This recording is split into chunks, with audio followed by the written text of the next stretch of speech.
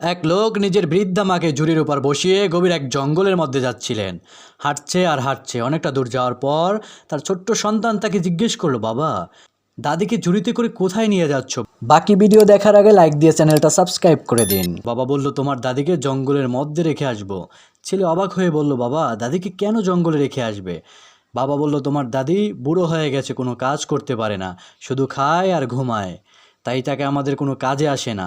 ছেলে অনেকটা সময় ভেবেচিন্তে বলল, বাবা, তবে দাদিকে রেখে আসার সময় ঝুড়িটা কিন্তু অবশ্যই নিয়ে আসবো।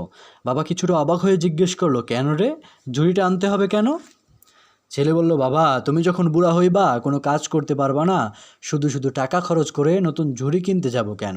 এই ঝুড়িতে করেই তোমাকে জঙ্গলের মধ্যেই রেখে যাব। ছেলের কথায় বাবার বুকের ভেতরটা চমকে উঠল এবং মনে মনে ভাবতে লাগলো, আমি যখন ছোট ছিলাম এই বাবা মাই অনেক যত্নে আমাকে বড় করেছে। লোকটি তখন নিজের ভুল বুঝতে পেরে বৃদ্ধা মাকে বাড়িতে নিয়ে আসলো। সুবহানাল্লাহ।